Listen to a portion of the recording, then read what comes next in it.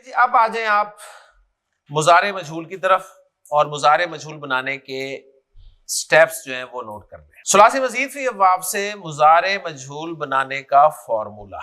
Step number 1, आखिरी को छेड़ना नहीं है। आखिरी को छेड़ना नहीं। Step number 2, second last bracket में फिर लिख लें ऐन कलिमा। सेकंड लास्ट को छोड़ना नहीं। माजी में उसको जेर किया था, मुजारे में उसे जबर कर दे। फिर सुन ले स्टेप नंबर 1, आखिरी हर्फ को छेड़ना नहीं, सेकंड लास्ट को छोड़ना नहीं, जबर करना है। स्टेप नंबर 3, सिर्फ जोर किस पे? सिर्फ अलामत मुजारे को पेश कर दे। सिर्फ अलामत मुजारे की हरकत जो है वो बदलनी है आपने, और उस हरकत को किस में बदलना है? पेश हरकत में बदलना है।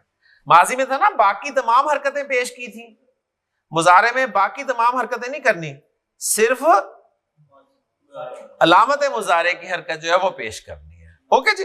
दाल खा लाम रूट लेटर्स है, इस्तेमाल हुए ये बाबे फाल में क्या बनेगा? माजी मुजारे। शाबाश। अद खला और मुजारे युद खिलू। दाल खा लाम जब बाबे फाल में आए तो डिक्शनरी में बताया इसके माना है दाखिल करना। दाखिल करना। अदखला उसने दाखिल किया, इससे मजहूल आप बना चुके हैं, जो कि क्या बनेगा? उदखिला। तर्जुमा बना उसको दाखिल किया गया। युदखिलू के माना है वो दाखिल करता है या वो दाखिल करेगा। अब हमने इसका मजहूल बनाना है। स्टेप्स अप्लाई करते हैं इस पे। आखिरी को छेड़ा नहीं, पिछले को छोड़ा नहीं, क्या किया? जबर। स्टेप नंबर 3, अलामत मुजारे पेश के साथ रिप्लेस करनी है। वहां पर पहले पेश है, आप मिटाएं फिर पेश लगाएं, ठीक है, ताकि पता चले कि कायदा अप्लाई हुआ है। वो पेश इसका अपना पेश था, अब ये कायदे वाला पेश है, तो ये बन गया जी युद खलू। युद खलू के माना उसको दाखिल किया जाता है या उसको दाखिल किया जाएगा। आसिफ क्लियर हो रही है बातें? चले माशाल्लाह। तो फिर बाबे तफील से मुजारे मजहूल क्या बनेगा? बाबे तफील का मुजारे क्या है? युफाइलु बाबे तफील का मुजारे है एक्टिव वॉइस में। इसको पैसिव वॉइस में तब्दील करना है, क्या करेंगे? आखिरी को छेड़ना नहीं है, ऐन को जबर कर देना है, पेश को मिटा के फिर पेश डाल देना। ये बन गया जी युफाअलु। युफाअलु। आइन लाम मीम जब बाबे तफील में आया था तो क्या बना था माजी? अल्लमा। मुजारे युअल्लिमु। तो अब आइन लाम मीम यहां पर डाल देंगे तो ये बन जाएगा युअल्लमु। युअल्लिमु के माना थे वो सिखाता है या वो सिखाएगा। युअल्लमु के माना उसको सिखाया जाता है या उसको सिखाया जाएगा। जी मुफाअला। बाबे मुफाला से मुजारे क्या लिखा हुआ है? युफाइलु। मजहूल बनाए, आखिरी को छेड़े ना, पिछले को छोड़े ना, जबर, और अलामत मुजारे पेश करनी है, लगी हुई है लेकिन हम मिटा कर लगाएंगे, बन गया युफाअलु। युफाअलु। हसन बाबे मुफाला से एक लफ्ज मैं आपके सामने बोल रहा हूं, ठीक है? मुहासबा। मुफाला से मुहासबा। मुहासबा से माजी मुजारे क्या बनेगा?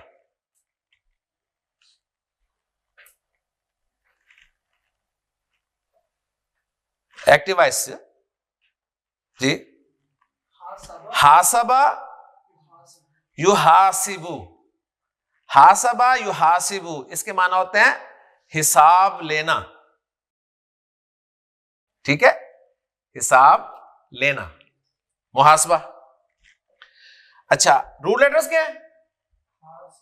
हासीन बा। अब मैं यहां पर डाल रहा हूं तो ये लफ्ज क्या बन जाएगा? युहासबु। युहासबु। फम्मा मन ऊतिया किताबहु बियमीनिही फसौफा युहासबु हिसाब यसीर। युहासिबु का क्या मतलब है? वो हिसाब लेता है, ठीक है, या लेगा। युहासबु उसका हिसाब लिया जाता है या लिया जाएगा।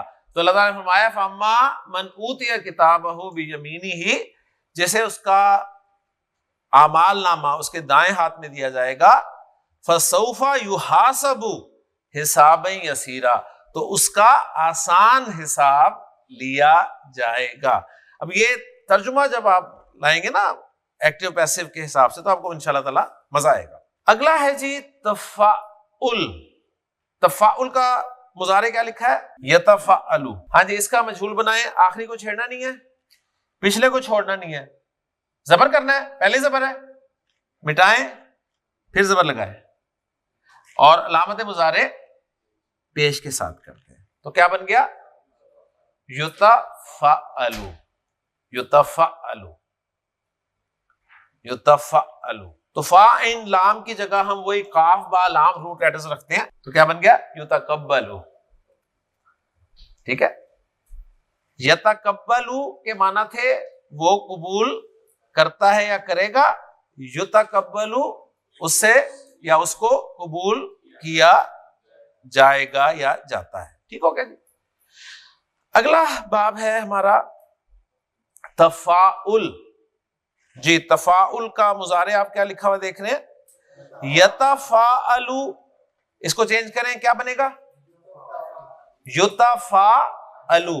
ठीक है। अब काफी प्रैक्टिस हो गई है तो अब आप खुद कर सकते हैं। अब मैं जिससे पूछूंगा वो बना के मुझे बता दें। ठीक है जी। तो बाबे तफाउल का मुजारे मजहूल क्या बना? युतफाअलु। इफ्तिआल का माजी मुजारे लिखा हुआ है इफ्ताअला यफ्ताइलु। माजी मजहूल आपने फिल कर दिया उफ तो इला से। अब मुजारे मजहूल फिल करेंगे तलहा, क्या बनेगा?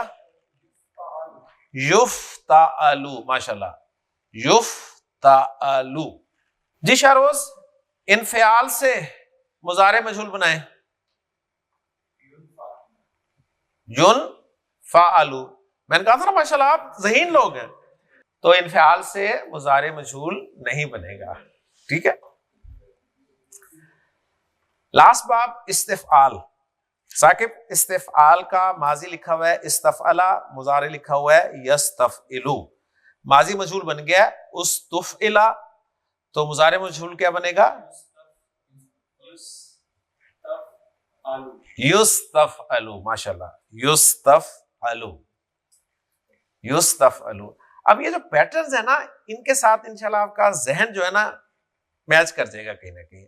आप कहेंगे यार ये पैटर्न सुना सुना सा लग रहा है। ठीक है ना, उससे इंशाल्लाह ताला आपको मदद होगी। ले जी माशाल्लाह, हमारा फेल मजहूल का माजी और मुजारे मुकम्मल हो गया। ओके जी। अब अगला कॉलम है फेले अम्र का। अब फेले अम्र आपका टेस्ट है। मैं हर एक को एक मादा दूंगा, ठीक, और तरतीब बाबों की यही है। उससे आपने फेले अम्र मुझे बना के देना है और हमने इस कॉलम में रूट लेटर्स की जगह फा एंड लाम डालकर तो उसको लिख लेना है। ओके जी।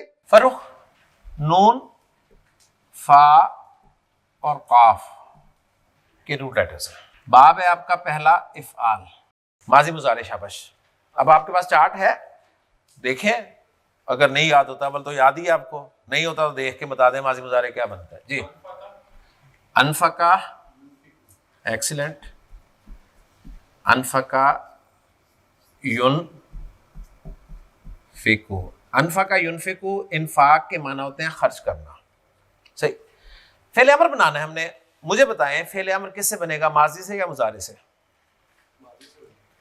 फेले अमर मुजारे से बनता है। फेले अमर मुजारे से बनता है, माजी से फेले अमर नहीं बनता।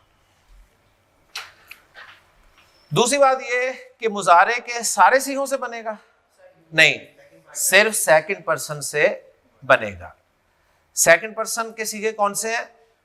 तुनफिकु, तुनफिकानी, तुनफिकूना, तुनफिकीना, तुनफिकानी, तुनफिकना। ठीक।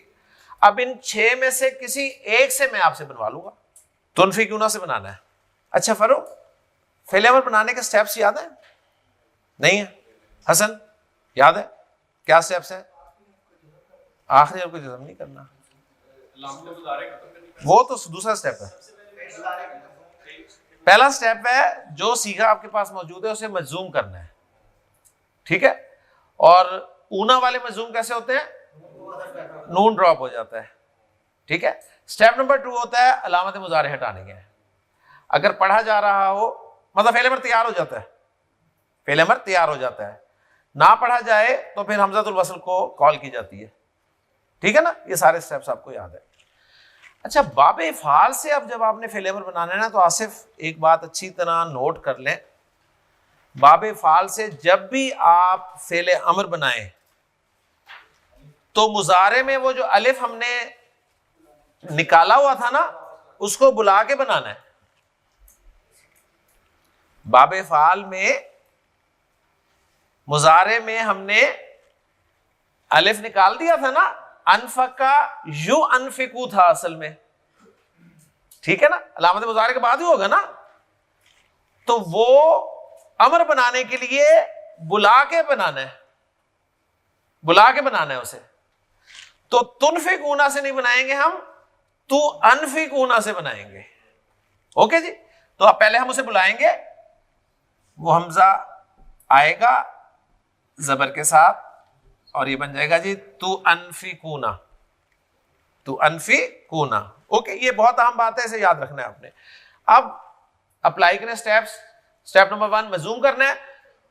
ऊना वाले मजूम होते हैं, नून ड्रॉप हो जाता है, एक अलिफ लग जाता है। स्टेप नंबर 2 अलामत मुजारे हट जाती है। अलामत मुजारे हट गई, पढ़ा जा रहा है, क्या है? अनफिकू। क्या मतलब होगा?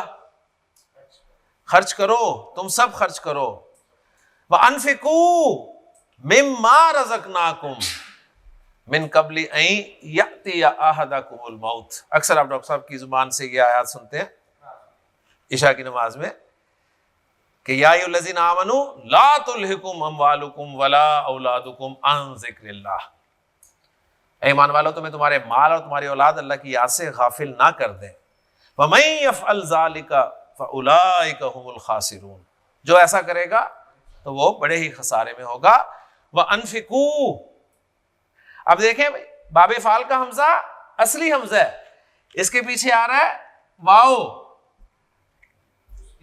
ठीक है। वाओ मिला के भी पढ़ेंगे तो हमजा की हरकत पढ़ी जाएगी, क्योंकि उसका हमजा असली है, वसली ड्रॉप होता है, ठीक है ना।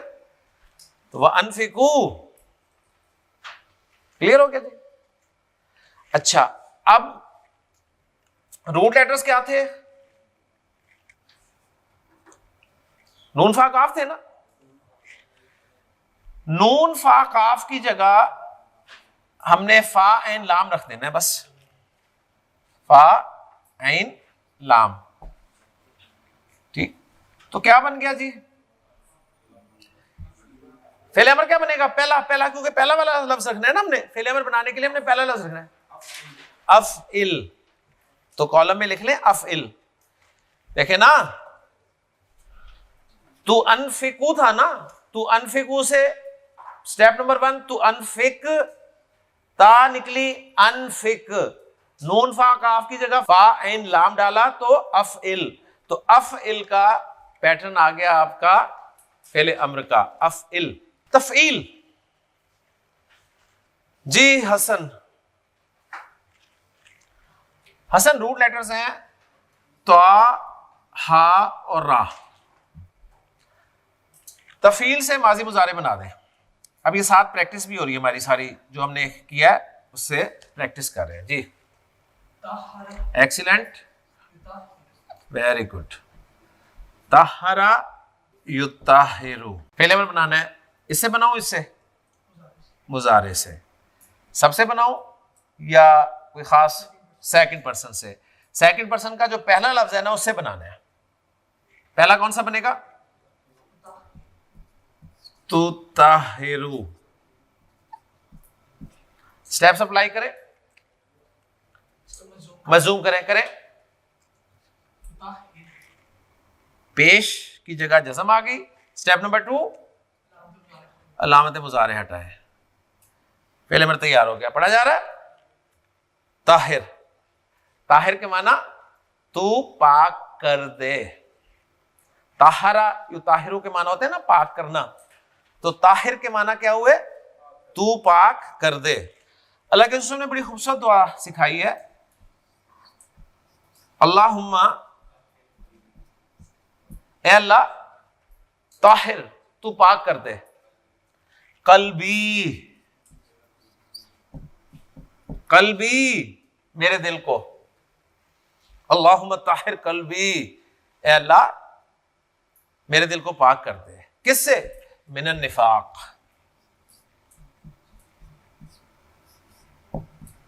मिनन निफाक, निफाक से। अल्लाहुम्मा ताहिर कल्बी मिनन निफाक, अल्लाह मेरे दिल को मुनाफिकत से पाक करते हैं। अल्लाह ताला ने कुरान मजीद में इरशाद फरमाया कि फी कुलूबिहिम मरदुन, उनके दिलों में एक बीमारी है। तो पता चला कि जो निफाक है ना, मुनाफिकत, ये दिल की बीमारी है। और बीमारी शारोज कोई शौक से लगवाता है? बीमारी लग जाया करती है, बीमारी लग जाती है, शौक से वो नहीं लगवाता। तलहा, बीमारी किस तरह पहचानी जाती है? बीमारी को डॉक्टर कैसे डायग्नोस करते हैं? Symptoms, science and symptoms. लिहाजा अल्लाह के रसूल ने निफाक की एक हदीस में 3 अलामतें बता दी, एक हदीस में 4 अलामतें बता दी। आपने फरमाया कि अगर 4 में से एक अलामत मौजूद है तो 25% मुनाफिक, अगर 2 हैं तो 50% मुनाफिक, 3 हैं तो 75% मुनाफिक, और अगर 4 हैं तो 100% मुनाफिक। ठीक है, 100% मुनाफिक। अब वो 4 अलामतें क्या हैं वो जरा सुनिएगा। आपने फरमाया इज़ा हद्दसा, हद्दसा कौन सा बाब है? अब लफ्ज़ पहचाने, अब आप आखिरी स्टेज में माशाल्लाह तफील। हद्दसा, इज़ा हद्दसा जब बात करता है, कज़बा झूठ बोलता है, जब बात करता है झूठ बोलता है, ये पहली अलामत है।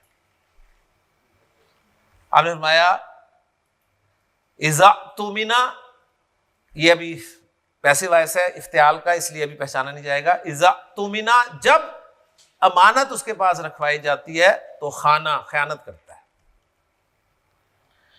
तीसरी अलामत आपने इरशाद फरमाई इज़ा वाअदा, वाअदा सुलासी मुजर्रद, अखलफा, अखलफा, अखलफा इफाल, अखलफा अफअला, अखलफा, जब वादा करता है उसके खिलाफ जाता है, यानी वादा खिलाफी करता है।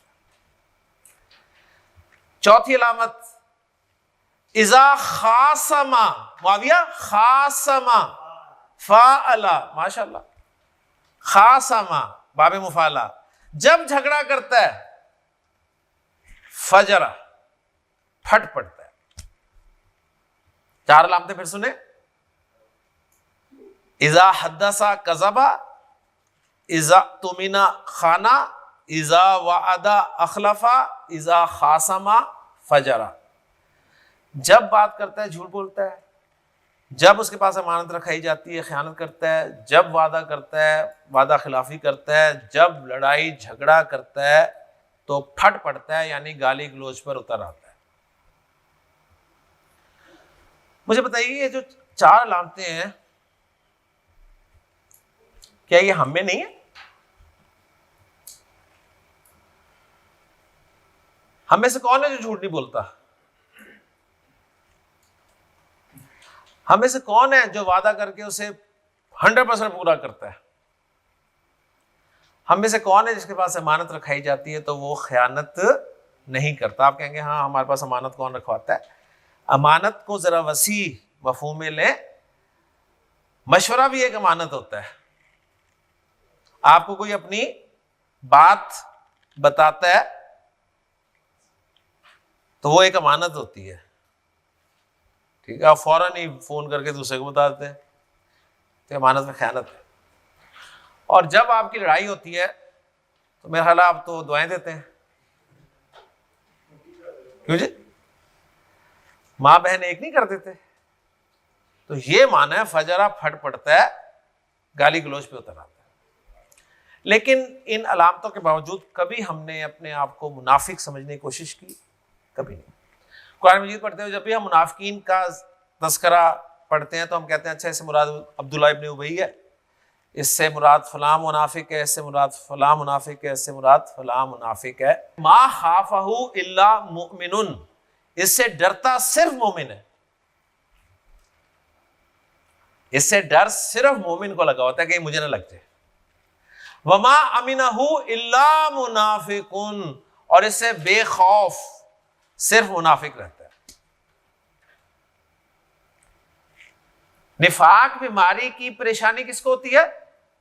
मोमिन को लगी होती है, मुझे ना लग जाए। मुनाफिक को परेशानी नहीं होती, क्यों? तला उसे क्यों नहीं परेशानी होती?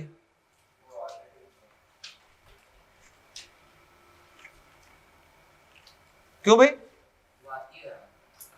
मुनाफिक को परेशानी क्यों नहीं होती? देखें, मुनाफिक का ऑपोजिट क्या है? मोमिन है ना। मोमिन के पास होता है ईमान। तो ईमान कहां होता है? जुबान पे सीखा था ना सारा। ईमान का है दिल में। और निफाक बीमारी कहां है की है? दिल की। ठीक है ना। तो मोमिन को फिक्र लगी रहती है यार मेरी वो चोरी ना हो जाए, मेरी दौलत चोरी ना हो जाए। और मुनाफिक के पास ईमान है? मुनाफिक के पास तो ईमान ही नहीं है। और जिसके पास दौलत ही नहीं होगी, चोरी कुछ होगा? वो दरवाजा चाहे खुला छोड़ के सोए। लेकिन जिसके पास कुछ है ना, तो वो 6 दफा उठ के देखेगा कुंडी लाती, ताला लग गया, ठीक है ना। 3 दफा चेक करेगा कि हाँ पैसे रखे हैं ना। तो मोमिन को फिक्र लगी रहती है, मुनाफिक को भी फिक्र नहीं। और आपने मशहूर वाकया सुना होगा, क्योंकि मोमिन को परेशानी होती थी कि कहीं मेरे अंदर ये वायरस ना आ जाए। वायरस तो किसी के अंदर भी आ सकता है ना। कोरोना जब हुआ था तो कोरोना ने देखा था कि सिर्फ अंग्रेजों को होना है या मुसलमानों को नहीं होना। बीमारी तो किसी को भी लग सकती है ना। तो मुसलमान भी और बड़े बड़े मुसलमान भी उससे मारे गए, हुआ है ना ऐसा। नबी करीम सल्लल्लाहु अलैहि वसल्लम एक मरतबा जा रहे थे तो आप पे कुछ मुनाफिकीन ने हमला कर दिया। उन्होंने मुंह छुपाए हुए थे अपने। हजरत हुज़ैफा बिन यमान रज़ियल्लाहु तआला अन्हु ने नबी करीम सल्लल्लाहु अलैहि वसल्लम की हिफाजत फरमाई। आप सल्लल्लाहु अलैहि वसल्लम हजरत हुज़ैफा से खुश हुए और आपने हुज़ैफा रज़ियल्लाहु तआला अन्हु को उनके नाम बताया कि हुज़ैफा मैं तुम्हें बताता हूँ ये कौन थे, ये फलां था, ये फलां था, ये फलां था, और मैं तुम्हें और भी मुनाफिकीन के नाम बताता हूँ। लेकिन साफ फरमा दिया, देखो हुज़ैफा ये मेरा राज है, तुमने बताना नहीं है किसी को, ये मेरा राज है। तो उसके बाद आपको पता ना, जैसे बाकी फिर आए होंगे कि क्यों है, तो वो फिर आपने बताया इस तरह हमला था, कौन थे, क्या मसला था। तो आपने फरमाया कि नहीं, मुझे अल्लाह के रसूल ने मना किया कि नाम नहीं बताने। लेकिन सबको पता चल गया कि हुज़ैफा को नाम पता है मुनाफिकीन के, उनके भी पता है और बाकी जो मुनाफिकीन है उनके नाम भी पता है। हज़रत उमर रज़ियल्लाहु अन्हु ने एक मरतबा हुज़ैफा रज़ियल्लाहु अन्हु को मस्जिद में पकड़ा और ने कहा कि हुज़ैफा मैं तुम्हें अल्लाह की कसम दे के कहता हूँ, मुझे सिर्फ इतना बता दो कि वो जो अल्लाह के रसूल ने तुम्हें लिस्ट बताई थी मुनाफिकीन की, मेरा नाम तो नहीं उसमें कहीं, मेरा नाम तो नहीं उसमें कहीं, मुझे सिर्फ इतना बता दो। अब ये चीज बता रही है ईमान होना। क्योंकि मोमिन को खतरा लगेगा। फॉलो कर रहे हैं ना।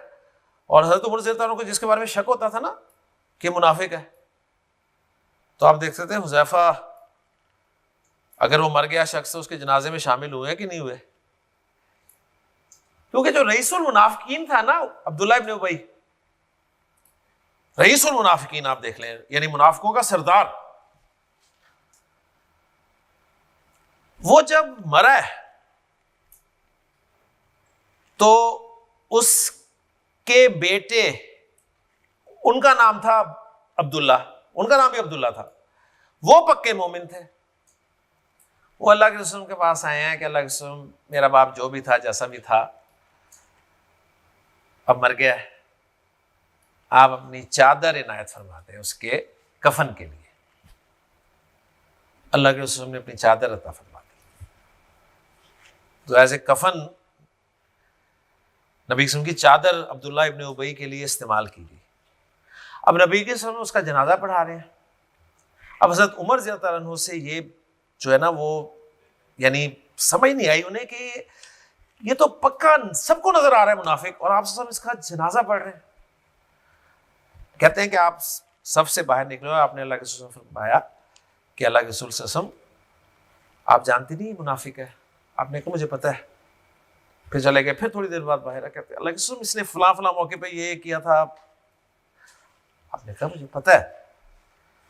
फिर एक मरतबा आपने जब कहा तो आपने कहा कि उमर, मुझे इख्तियार दिया गया है कि इल्लम तस्तगफिर लहुम, ठीक है, अगर तुम इनके लिए माफी मांगो या ना मांगो, लन यगफिर अल्लाहु लहुम, अल्लाह इन्हें माफ नहीं करेगा। मुझे इख्तियार दिया है कि मांगो या ना मांगो, तो मैं मांगूंगा, लेकिन अल्लाह माफ नहीं करेगा। फिर उसके बाद अल्लाह की तरफ से हुक्म आ गया कि अब आपने कभी किसी मुनाफिक का जनाजा भी नहीं पढ़ना, आपने किसी मुनाफिक की कब्र पे दुआ भी नहीं करनी। फिर नबी करीम सल्लल्लाहु अलैहि वसल्लम जब कोई मुनाफिक मरता था तो आप सल्लल्लाहु अलैहि वसल्लम कहते थे मुसलमानों से कि अपने भाई का जनाजा पढ़ लो, आप नहीं पढ़ते थे, ठीक है। क्योंकि जाहिर बात है जो मुनाफिक हैं जुबान से तो कलमा पढ़े हुए हैं ना, और अगर उन्हें एक्सपोज कर दिया जाए तो फिर जमात में, मुसलमानों की जमात में अजीब सी कैफियत बन जाती है। तो इसलिए दिल के हालात, क्योंकि निफाक का ताल्लुक दिल से है, ईमान का ताल्लुक दिल से है, ये अल्लाह जानता है, या अल्लाह अपने रसूल को बता दे, उसके अलावा कोई नहीं जान सकता। इसलिए हज़रत उमर रज़ियल्लाहु अन्हु फरमाते हैं कि नबी करीम सल्लल्लाहु अलैहि वसल्लम के दौर में लोगों के 3 ग्रोह थे, 3 तरह के लोग थे। एक काफिर थे, एक मोमिन थे, एक मुनाफिक थे। 3 तरह के लोग थे। लेकिन आपके बाद 2 तरह के लोग रह गए, या मोमिन है यानी मुसलमान है, या काफिर है। मुनाफिक खत्म हो गए। अब निशानदेही करने वाला कोई नहीं, इसलिए आप किसी को मुनाफिक कह नहीं सकते। समझ आ गई ना? मुनाफिक कौन कहेगा? या अल्लाह कहेगा या अल्लाह के रसूल कहेगा। आपके पास इख्तियार नहीं है, आपने मुसलमान ही ट्रीट करना है। या तो सीधा जुबान से कोई इनकार करे, नहीं मानता, वो काफिर। लेकिन जो जुबान से इकरार कर लेता है उसे आप मुसलमान कंसीडर करेंगे। उसके दिल में ईमान है या नहीं, ये क़यामत के दिन फैसला होगा, अल्लाह ताला करेंगे। और ये जो अलामतें बताई गई हैं ना, ये अलामतें असल में, थोड़ा सा गौर करें, आप अपने आप को चेक किया करें अलामतों से। मुझे ये पता है हदीस कैसे समझ आई। मैं एक दफ़ा डॉक्टर की गया, तबीयत मेरी सही नहीं थी, तो अंदर पेशेंट्स थे, तो मेरी बारी ज़रा देर से आनी थी, तो मैं बाहर बैठ के, आपको पता है क्लिनिक पे तरह तरह के चार्ट्स लगे होते हैं। एक चार्ट में मेरी नज़र पड़ी अचानक, उस पर लिखा था अगर आपकी उम्र 40 साल से ज़्यादा है और आप खड़े खड़े थक जाते हैं, अलामत नंबर 1। अलामत नंबर 2, आपकी टांगों में दर्द रहता है। अलामत नंबर 3। अच्छा, वो मैं अलामतें पढ़ रहा हूं और अपना जायजा ले रहा हूं, वो या तो मेरे च भी है, वो या तो मेरे च भी है, ये भी मेरे में है, ये भी मेरे, यानी 6-7 अलामतें लिखी थी और नीचे लिखा था तो आपको पक्की ये बीमारी है। मैंने वो अलामतें पढ़ते हुए 1 सेकंड के लिए भी अपने किसी दोस्त का या अपने रिश्तेदार का जायजा नहीं लिया। मुनाफिक के अलामतें जब हम पढ़ते हैं ना हदीस में, तो हम कभी अपना जायजा लेते हैं? हम हमेशा बिल्कुल उदय जी है ना, कभी अपना जायजा लेते नहीं है। सहाबा में ये बहुत बड़ी बात थी। आपने वो हदीस सुनी होगी, बड़ी मशहूर हदीस है कि एक मरतबा हज़रत हंज़ला रज़ी अल्लाह ताला अन्हु निकले हैं अजीब सी कैफियत में, और उनकी जुबान पे लफ्ज थे नाफा का हंज़ला, नाफा का हंज़ला, नाफा का हंज़ला। हंज़ला मुनाफिक हो गया, हंज़ला मुनाफिक, हंज़ला मुनाफिक। हज़रत अबू बकर मिले, हंज़ला खैरियत क्या हुआ? कहने लगे अल्लाह के रसूल की मजलिस में जब होते हैं तो देखें ईमान का लेवल क्या होता है। घर आते हैं, बीवियों में मसरूफ होते हैं, बच्चों में, कारोबार में, तो ईमान का लेवल वो नहीं रहता। ये मुनाफिकत नहीं तो और क्या है? उन्होंने इसे मुनाफिकत समझा। अब वक्त हो कहा हो चलते हैं अल्लाह के रसूल के पास। आपके पास गए और पूछा कि इस तरह मामला है, आपने फरमाया नहीं, ये मुनाफिकत नहीं है, ये तो ईमान जो है ना वो बढ़ता और घटता है। जब तुम मेरी मजलिस में होते हो तो ईमान का लेवल हाई होता है, और आपके साथ भी ऐसा होता है। जब आप ऐसी अच्छी जगह पे बैठे होते हैं, कुरान का दर्स सुन रहे होते हैं, तो ईमान का लेवल कहाँ होता है? और जैसे ही दरवाजे से बाहर निकलते हैं कुरान अकेडमी के, तो ईमान का लेवल ग्राफ कहाँ आ जाता है? ठीक है ना। तो आपने फरमाया कि ये कैफियत तो गाहे गाहे हासिल होती है, और अगर तुम्हारी ये कैफियत हर लम्हे रहे ना, तो फरिश्ते तुम्हारे से बिस्तरों पर मुसाफे करें। लेकिन साहबा का कंसर्न देखें आप, हमने इस सब को ऑब्जर्व करके कभी अपने आप को मुनाफिक समझा? कभी नहीं। ऐसे ही ना। तो ये वो चीजें हैं, हम कोशिश करते हैं कि कुरान की आयतें, नबी वसल्लम की अहादीस सुने और दूसरों पे फिट करें। ये फलां, ये फलां, ये फलां, ये फलां, ये फलां, ये फलां, कुरान में आपके लिए कुछ भी नहीं। तो अल्लाहुम्मा ताहिर कल्बी मिनन निफाक, ए अल्लाह पाक कर दे मेरे दिल को निफाक से, मुनाफिकत से। इस दुआ को इंशाल्लाह कंप्लीट करते हैं अगले लेक्चर में। सुब्हानक अल्लाहुम्मा व बिहम्दिका अशहदु अल्ला इलाहा इल्ला अंता अस्तगफिरुका।